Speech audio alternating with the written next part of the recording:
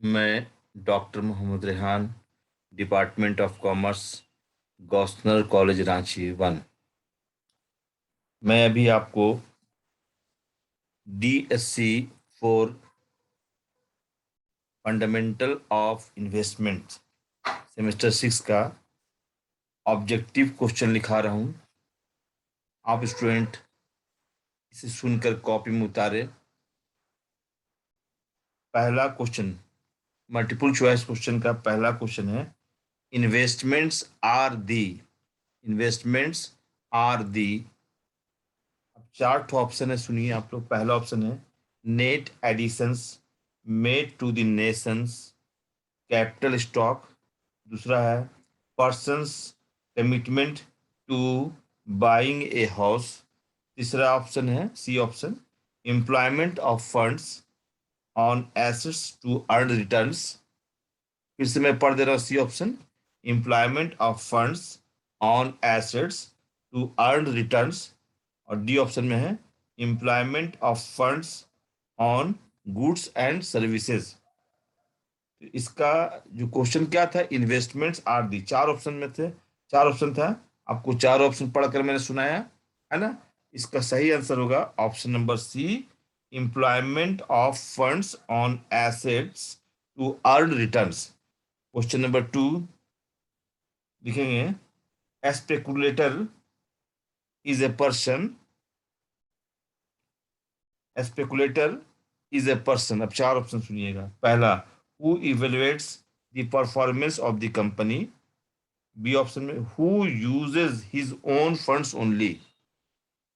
C, who willing who is willing to take high risk for high return. और D option में है who considers market behaviours. फिर से मैं दोबारा पढ़ता हूं, आप सुनेंगे। स्पेकुलेटर इज ए पर्सन, चार ऑप्शन आपको बताना है क्या होता है। इज ए पर्सन कैसा पर्सन होता है, चार ऑप्शन। पहला ऑप्शन में who evaluates the performance of the company. B option में who uses his own funds only. C option में who is willing to take high risk for high return. And D option में who considers market behaviours. Who considers market behaviours. इसका होगा answer D option, who considers market behaviours. Third में third में है the stock is. अब चार option में है made up of small units of equal value called shares. Third question number third क्या था, द स्टॉक इज। अब चार ऑप्शन सुनाते हैं आपको। पहला ऑप्शन में है made up of small units of equal value called shares. दूसरा ऑप्शन में है expressed in terms of money. Expressed, EXPRESSED, expressed in terms of money. तीसरा में है expressed in terms of number of shares. Expressed in terms of number of shares. D option में है fully paid up and partly paid up shares. Fully paid up and partly paid up shares. ठीक है। अब इसका चार option था, stock is, इसका answer सही था। आंसर लिखिएगा B option, expressed in terms of money. चौथा ऑप्शन में, चौथा क्वेश्चन नंबर सुनिएगा, out of the equity shareholders rights listed below which is incorrect. Which is incorrect, correct नहीं बोल रहे, विच इज इनकरेक्ट। फिर से मैं पढ़ रहा हूं, out of the equity shareholders rights listed below which is incorrect. पहला ऑप्शन में है right to have first claim in case of winding up of the company. Next option में है right to vote at the general body meetings of the company.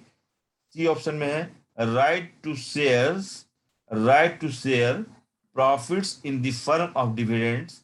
और D option में है right to receive A copy of the statutory report. Question number 4 जो मैंने पढ़ा था, इसका सही आंसर होगा A option, right to have first claim in case of winding up of the company, है ना।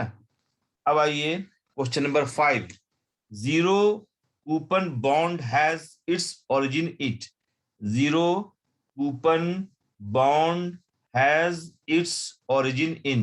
अब चार ऑप्शन, पहला ऑप्शन में था the US securities market, the US securities market, B option में है वॉल स्ट्रीट, सी ऑप्शन में है Japan securities market, D option में है दलाल स्ट्रीट। तो इसका आंसर क्या होगा?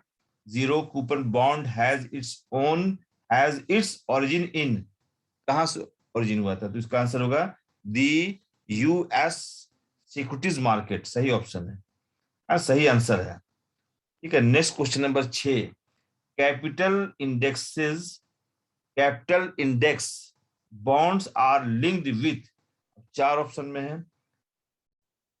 पहला ऑप्शन में है A option B S E Sensex, B में है, बी ऑप्शन में है N S E Nifty, N S E dash Nifty, C में है कंज्यूमर प्राइस इंडेक्स, सी में है कंज्यूमर प्राइस इंडेक्स, और डी में है बी एस ई डैश 100। इसका सही आंसर होगा C option, consumer price index. ठीक है, नेक्स्ट क्वेश्चन सुनेंगे, नेक्स्ट क्वेश्चन सुनेंगे।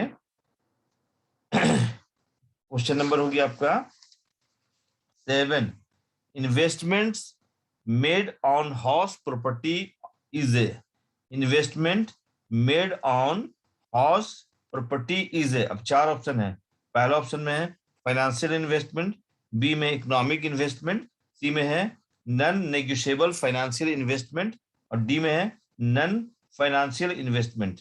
ठीक है, फिर से मैं क्वेश्चन पढ़ाता हूं, ध्यान सुनेंगे।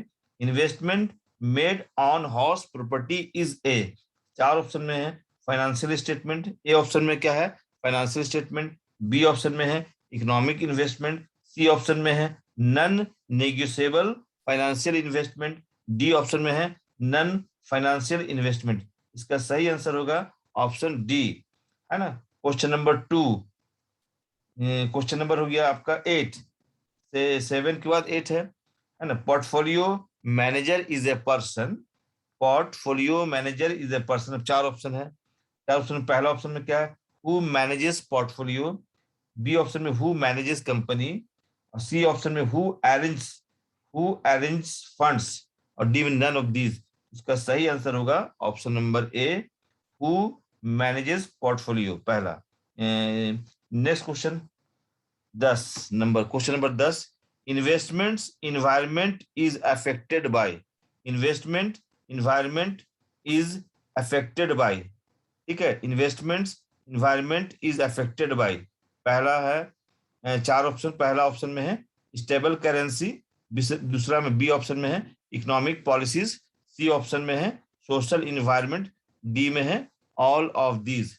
तो इसका आंसर होगा ऑल ऑफ दीज, है ना, ऑल ऑफ दीज होगा।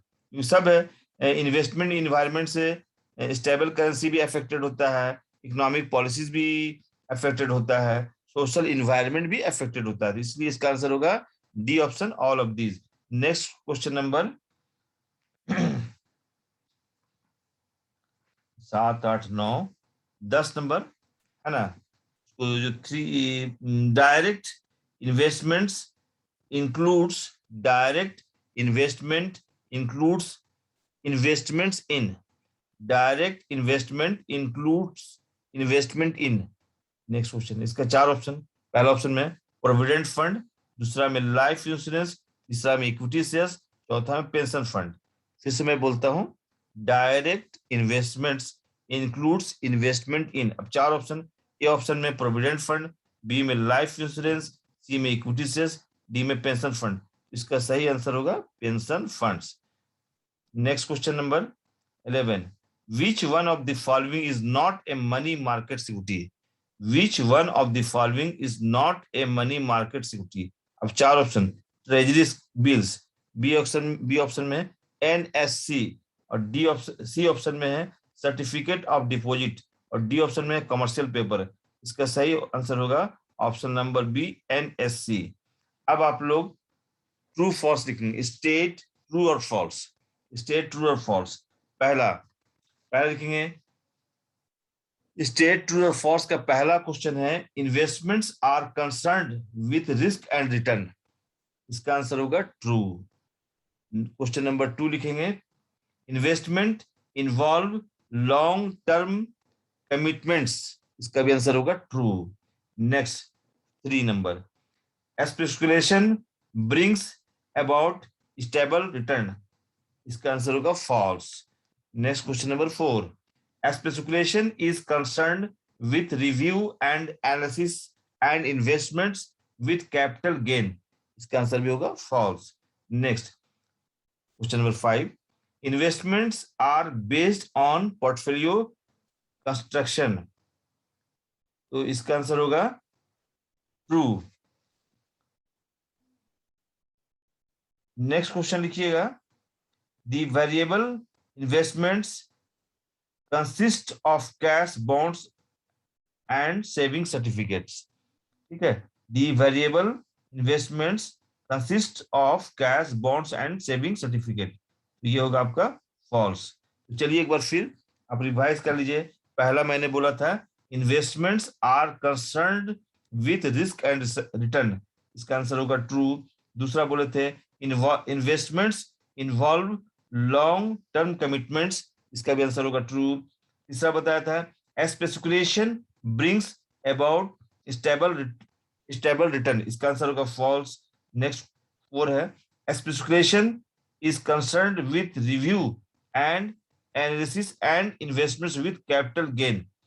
इसका आंसर होगा false। नेक्स्ट बोले थे, investments are based on portfolio construction. इसका आंसर होगा true.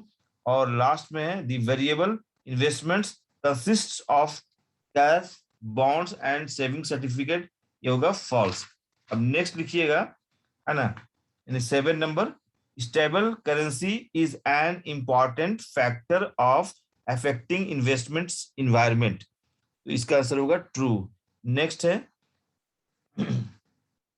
8 number, in investment environment only marketable securities are studied। इसका आंसर होगा ट्रू।